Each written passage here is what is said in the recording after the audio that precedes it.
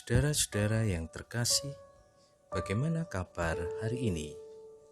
Salam jumpa dengan Safari, Sapaan Rohani Immanuel.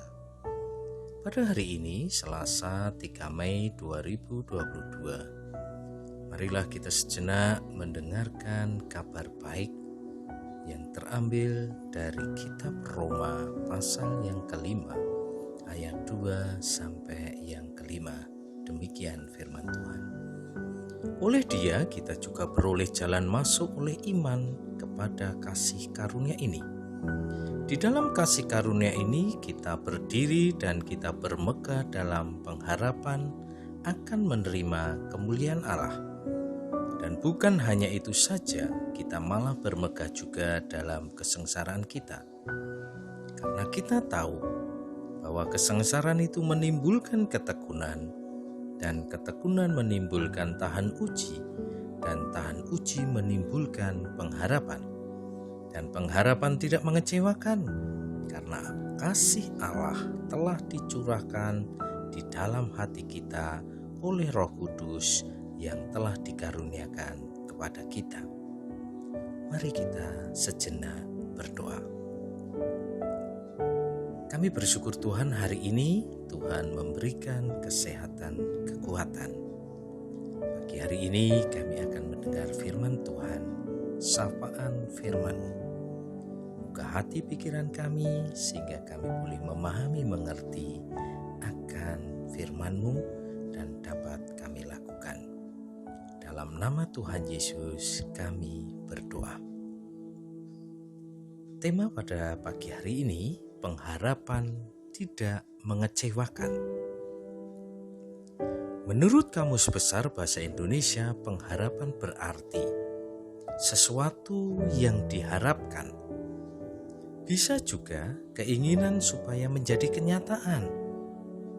Dan ada satu lagi, orang yang diharapkan atau dipercaya.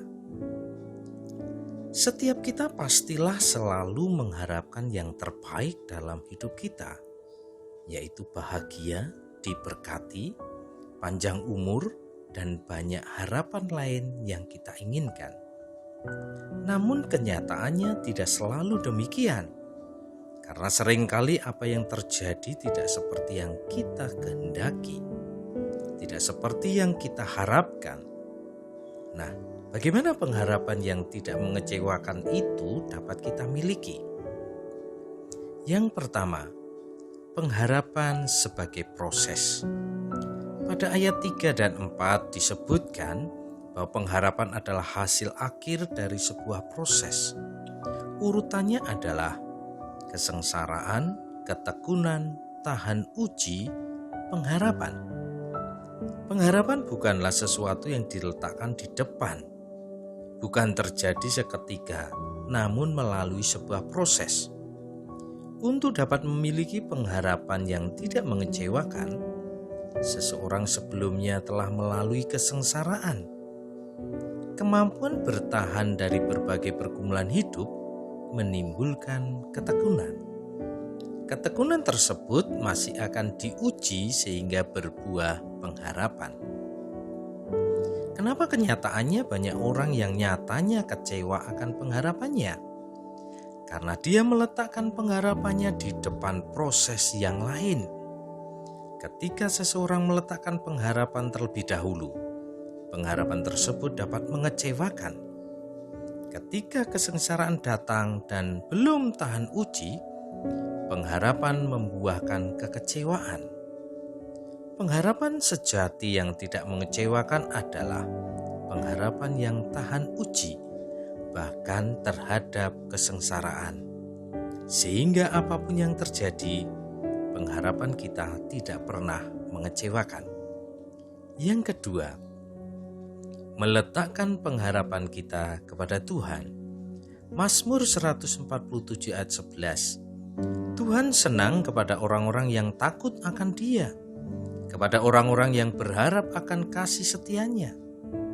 Ketika kita berharap pada manusia, kekayaan, kekuatan, jabatan, dan sebagainya, pengharapan kita dapat mengecewakan.